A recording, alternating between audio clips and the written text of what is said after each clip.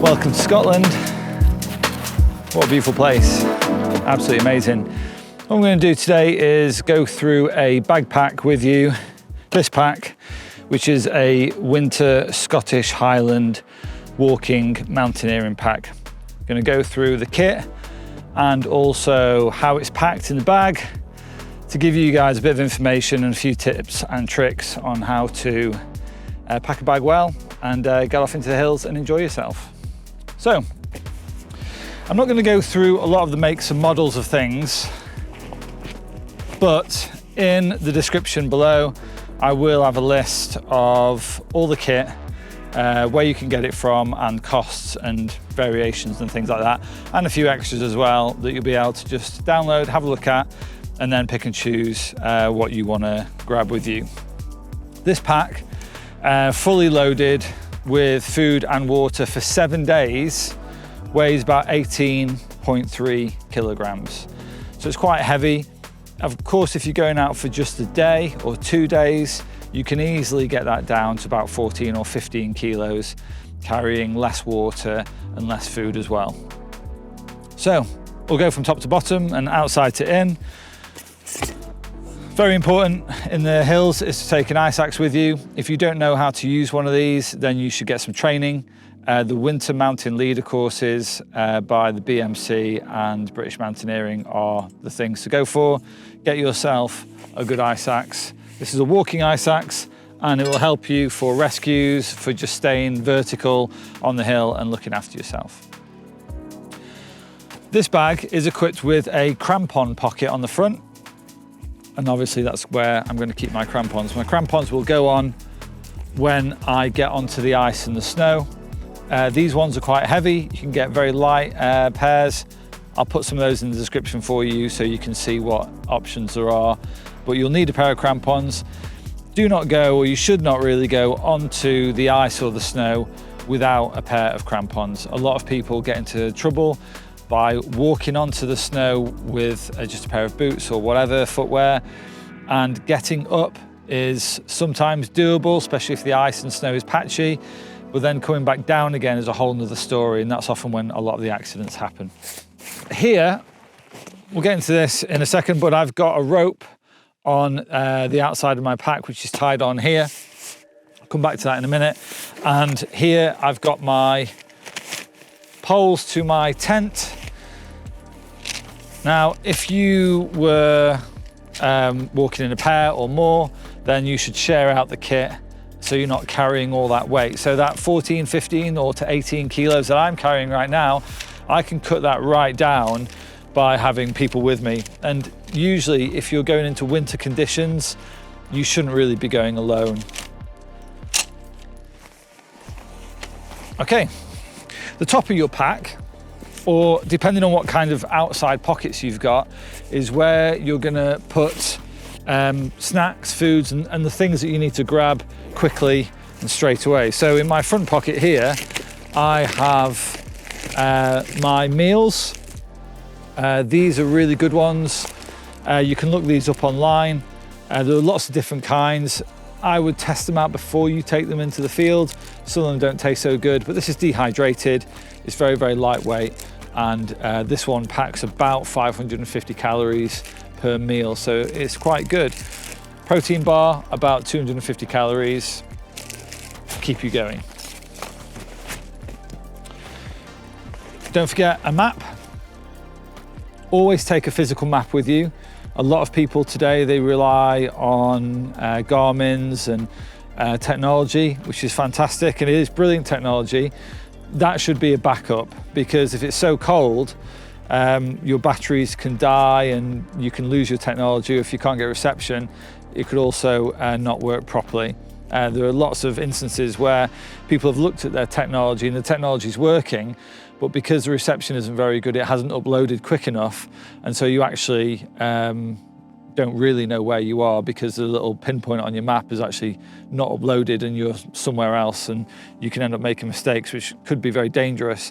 So always have a map and a compass, and also, of course, know how to use them very well. If you're in winter conditions, you should be good at reading a map.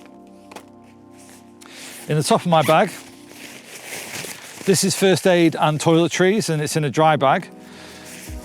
I like to use dry bags because if my pack ends up going into water, then I can look after myself. In here I've got toothpaste, toothbrushes, hand sanitizer, just a few bits and bobs. I also take with me essential first aid, and I also take with me vitamins and minerals as well. I want my body to be functioning well. In winter conditions, you're often putting a lot of stress on the body, so make sure you're taking good nutrients with you when you're out and about. This dry bag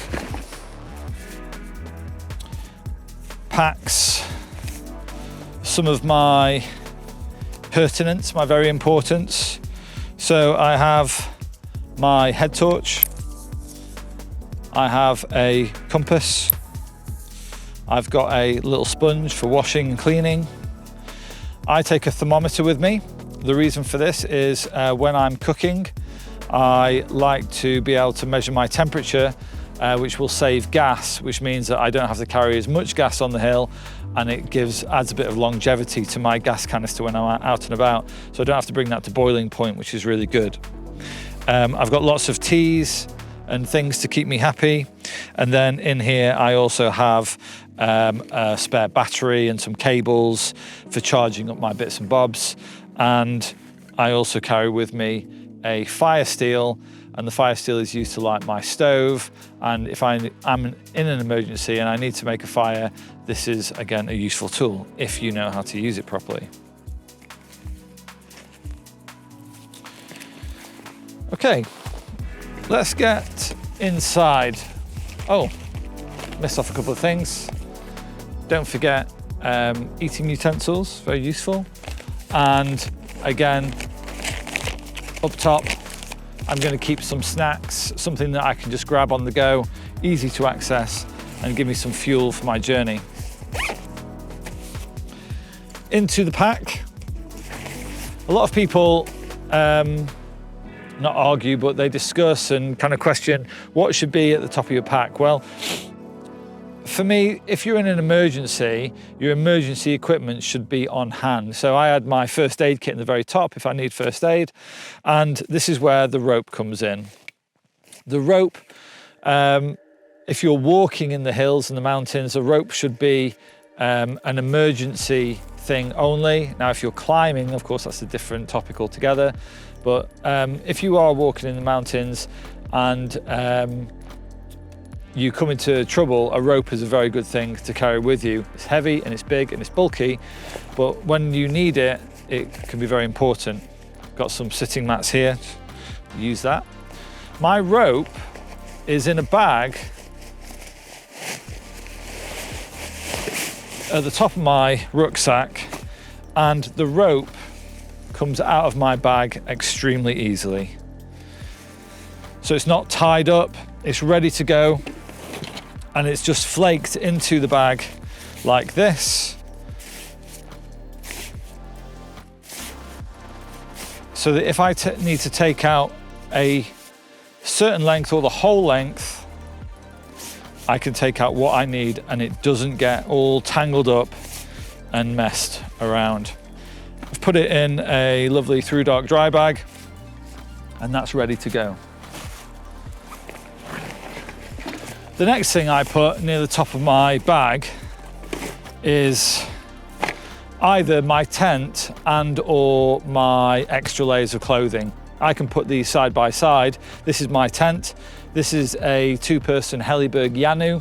It is an exceptionally brilliant piece of kit. It's 4-season, freestanding, and you can erect the outer first, and then the inner can be kept in a separate dry bag and put up afterwards to keep that dry if you're in really, really wet conditions.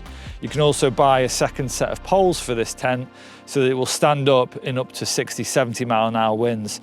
And if you peg it properly, you could probably do even more than that. So it's a very, very good piece of equipment. It weighs about 3.3 kilograms.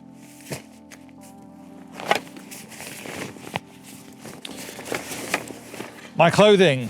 So these are extra layers of clothing. You will definitely need a pair of mountaineering gloves. I like the ones that have these bungees on them, so when you've got it on your wrist, you can take off your glove and you're not going to risk losing it in the wind, or off the edge of a cornice or something like that if you're on the mountain tops. On top of my glove, I also have, this is a Black Diamond Gore-Tex mitten, and that will keep my leather gloves very, very dry. And I love these. They give a little bit of extra thermal properties as well. I have a spare pair of gloves. These are Outdoor Research, they're very good, leather palmed as well. And then after that, I have my Gore-Tex jacket. This one is thrudark, and it's absolutely brilliant, and that will keep the wind and the rain off you. And then for very cold weather and for base camp, I'm also packing a brilliant thermal jacket, which will keep me warm in those really, really cold conditions. Don't forget that when you're going to altitude, you're going to get colder and colder the higher you go. So every 100 meters, you're looking at the temperature lowering by at least 1 degree, and then you've got the wind chill on top of that. So make sure you look at the weather, obviously, before you go out and about. So then you've got all your base camp clothing good to go. I also take salopettes with me. I'm wearing the thrudark Mantra pant here, which is crazy, insanely warm, and they're a great base camp trouser as well. At the front, and again easy to access, in my pack I keep a collapsible shovel. Really important if you're going onto the snow. If you're in windy conditions, you're going to want to dig into the snow to put your tent or even dig a wall and build something to give you some shelter from the wind.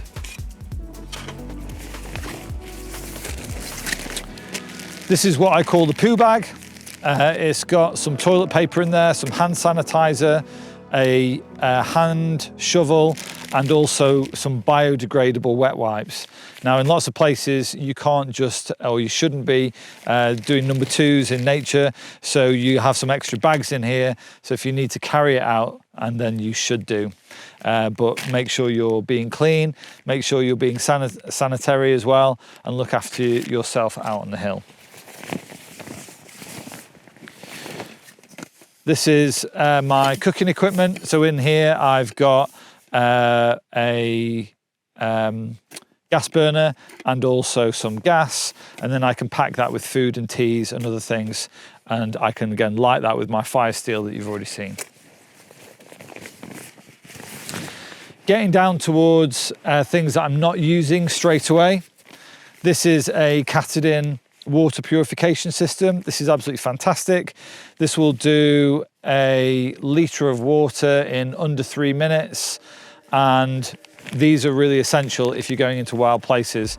Also, carrying water in and out is quite heavy, so whatever water bottle you have, I just use the collapsible ones which go down very small, made by Platypus. They're very, very good. And then you can decant into your water using the water purification system. Getting to the very bottom of my pack is then my sleeping gear. If you think about it, your sleeping gear always is going to come out last. You're not going to need it straight away.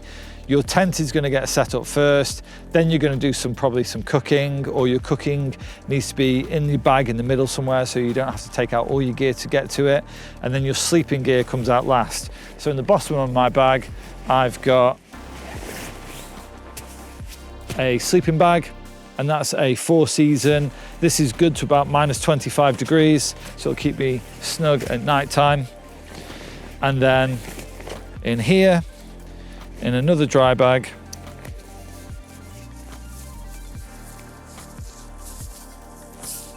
I have a Thermarest sleeping mat. These are really good because they pack very small and they're super light. They're some of the lightest on the market. Sea to Summit also do some really good stuff, so you can check them out. And then I have a Rab Mummy Silk Liner. That's to help keep my sleeping bag clean for longer, so I don't have to clean it as much, so I can just then wash this in the washing machine. And then I have a Sea to Summit inflatable pillow. And that's it. If you're going out on the hill, guys, stay safe. I hope you enjoy yourselves. Get out into nature, look at the beautiful things that are around us, and most of all, be safe.